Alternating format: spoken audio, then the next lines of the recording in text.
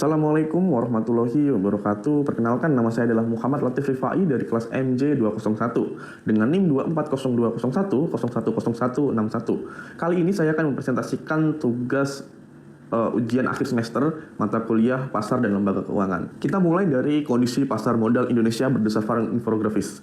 Secara keseluruhan, pasar modal Indonesia menunjukkan ketahanan dan pertumbuhan yang baik, didukung oleh peningkatan partisipasi investor, emiten, serta inovasi digital. Meski terdapat tekanan dari ketidakpastian global, berdasarkan infografis tersebut, kondisi pasar modal Indonesia pada tahun 2022 menunjukkan perkembangan yang positif dengan beberapa pencapaian penting, diantaranya adalah pertumbuhan investor. Jumlah investor pasar modal mencapai 10,31 juta atau meningkat 37,68% YoY, didorong oleh kemudahan akses digital dan perluasan kanal distribusi. Selanjutnya adalah emiten baru. Terdapat 71 emiten baru yang merupakan rekor tertinggi dalam sejarah pasar modal di Indonesia. Lalu perhimpunan dana. Total perhimpunan dana di pasar modal mencapai 267,73 triliun hingga akhir Desember 2022. Dan selanjutnya adalah nilai aktiva bersih atau NAB reksadana.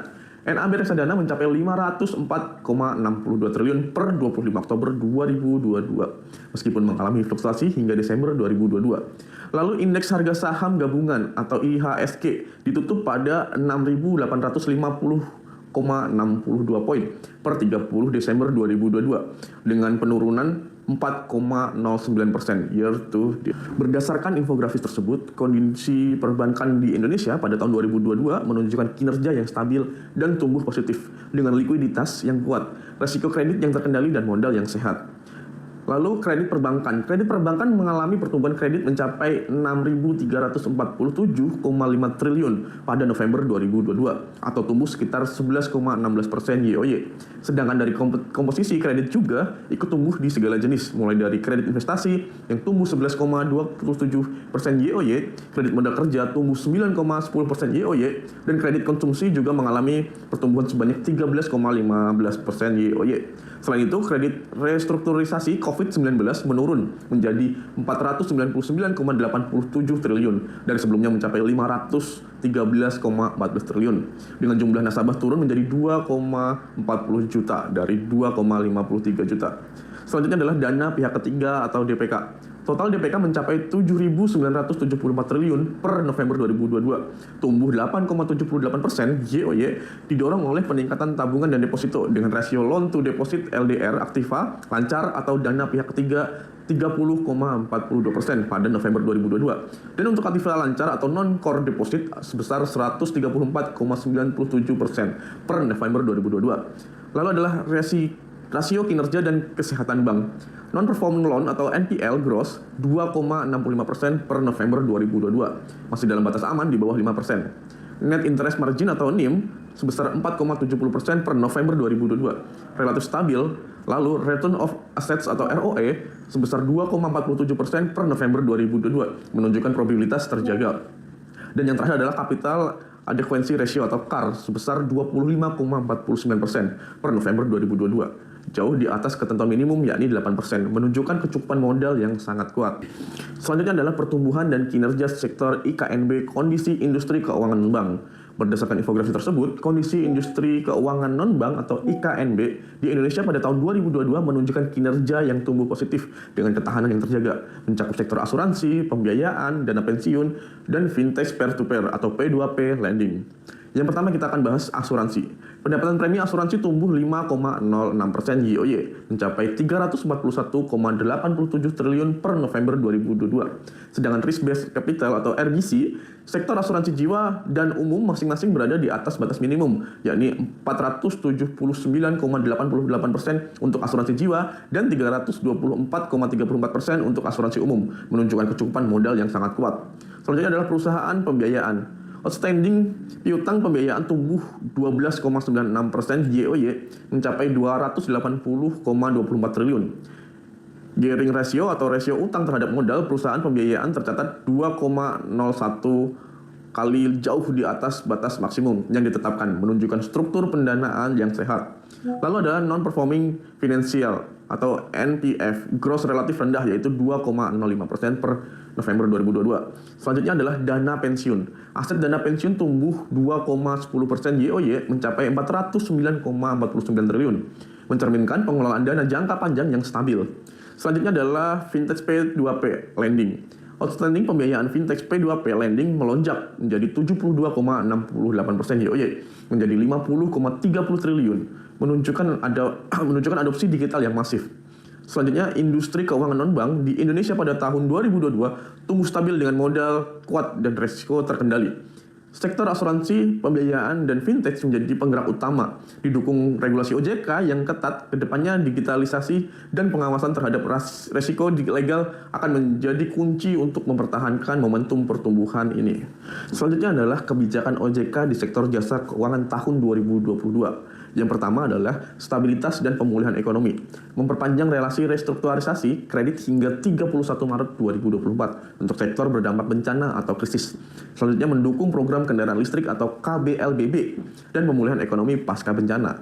Dan yang kedua adalah transformasi digital dan infrastruktur, memperkuat regulasi ketahanan cyber perbankan dan akselerasi informasi digital, serta meluncurkan EBAE Next G, Biro Administrasi Efek Digital, dan SITES, Sistem Informasi Daftar Efek Syariah.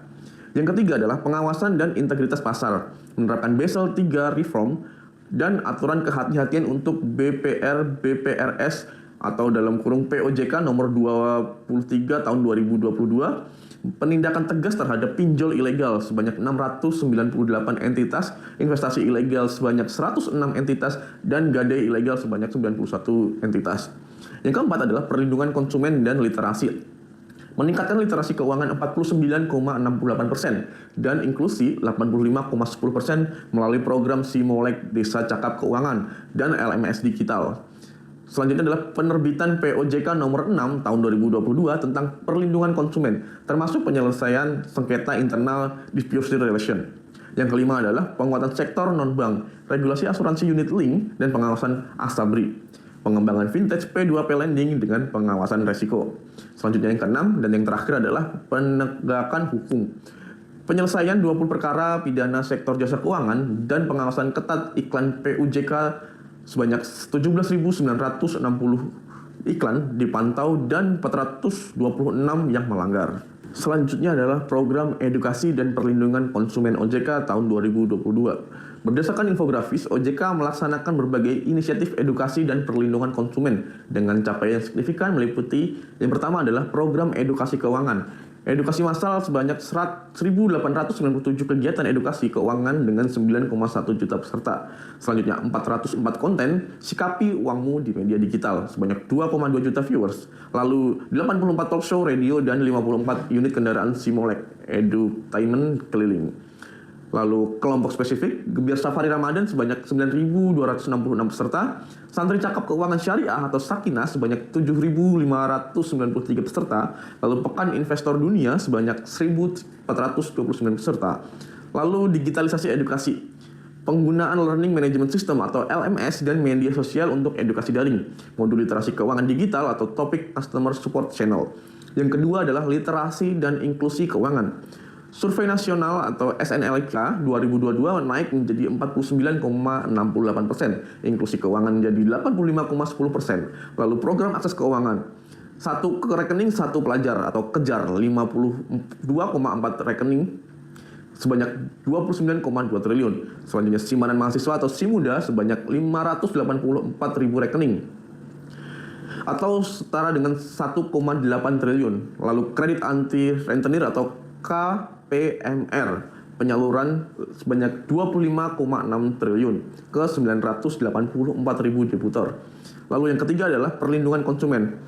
Yang pertama regulasi POJK nomor 6 tahun 2022 tentang perlindungan konsumen seimbang, pengawasan 17.960 iklan PUJK dengan 426 iklan melanggar diberi sanksi. Penanganan pengaduan sebanyak 14.764 pengaduan perbankan, 7.419 pasar modal, dan 7.252 IKNB.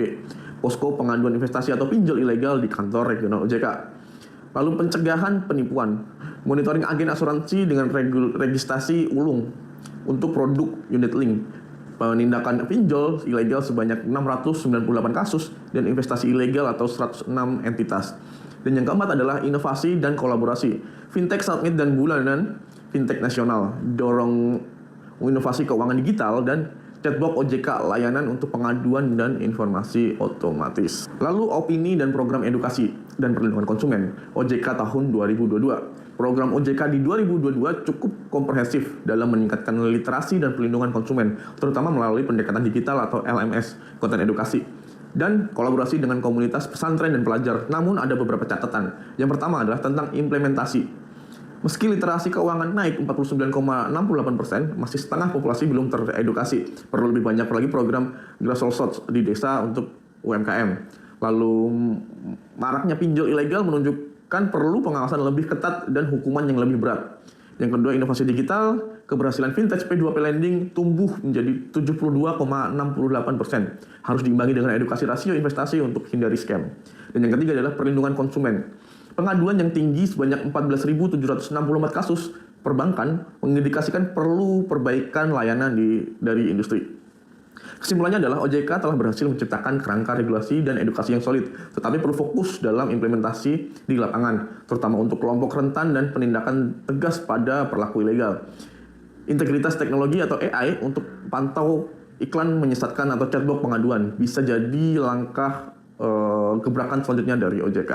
Lalu adalah kebijakan OJK di sektor jasa keuangan tahun 2022. Yang pertama, kebijakan untuk stabilitas dan pemulihan ekonomi. Relaksasi restrukturisasi kredit diperpanjang hingga Maret 2024 untuk sektor terdampak pandemi dan bencana. Lalu dukungan sektor strategis seperti kebijakan prudensial untuk percepatan kendaraan listrik atau KPLBB dan pemulihan ekonomi daerah terdampak. Yang kedua adalah transformasi digital dan penguatan infrastruktur. Ketahanan cyber seperti penyusupan kebijakan keamanan cyber untuk bank umum. Lalu inovasi digital, peluncuran EBAE Next G, administrasi efek digital dan side system informasi efek syariah. Lalu pengembangan fintech P2P lending dengan pengawasan risiko. Lalu yang ketiga adalah pengawasan dan integritas pasar. Standar BES 3, penerapan reformasi Basel 3 untuk perbankan. Lalu pemindahan ilegal, pemblokiran sekitar 698 pinjol ilegal dan 106 investasi bodong dan 91 gadai ilegal. Lalu pengawasan 17.960 iklan keuangan dan diantaranya ada sekitar 426 iklan melanggar diberi sanksi. Yang keempat adalah perlindungan konsumen dan literasi keuangan. POJK nomor 6 tahun 2022 tentang aturan perlindungan konsumen yang seimbang. Lalu edukasi masif sebanyak 1.897 kegiatan edukasi dengan 9,1 juta peserta. Konten digital sikapi uangmu sebanyak 2,2 juta viewers. Lalu inklusi keuangan program kejar sebanyak 52,4 juta rekening pelajar dan kredit anti rentenir sebanyak 25,6 triliun. Dan yang kelima adalah penguatan sektor non-bank. Asuransi penguatan ketat agen asuransi dan registrasi ulung produk unit link. Dan yang terakhir adalah dana pensiun. Penyempurnaan pengawasan ABASRI. Dan yang antara terakhir ini adalah opini kebijakan OJK di sektor jasa keuangan. Yang pertama adalah kelebihan kebijakan OJK tahun 2022. Progresif di digitalisasi, inisiatif seperti EBAE dan SIDES memperkuat infrastruktur digital. Penindakan tegas, langkah nyata memberantas pinjol atau investasi ilegal patut diapresiasi. Lalu edukasi menjangkau massa. Program literasi melalui LMS dan media sosial sangat efektif untuk ditingkatkan inklusinya. Lalu yang kedua adalah tantangan dan rekomendasi. Edukasi masih terbatas, literasi keuangan 49,68%, menunjukkan separuh populasi masih awam. Perlunya program berbasis komunitas seperti desa dan di kampus. Perlindungan konsumen belum optimal. Tingginya pengaduan perbankan masih tinggi, sebanyak 14.764 kasus, menuntut perbaikan layanan. Lalu resiko vintage P2P lending, pertumbuhan pesat 72,68% harus diimbangi dengan pengawasan ketat untuk hindari overlending dan scam. Kesimpulannya adalah OJK telah berhasil menyimbangkan stabilitas sektor keuangan dan inovasi digital dan perlindungan konsumen tentunya. Namun perlu fokus pada implementasi di lapangan, terutama untuk masyarakat rentan dan penegakan hukum yang lebih keras pada pelaku ilegal. Sekian presentasi dari saya, kurang lebihnya mohon maaf yang sebesar-besarnya. Wabillahi taufiq wal hidayah. Wassalamualaikum warahmatullahi wabarakatuh.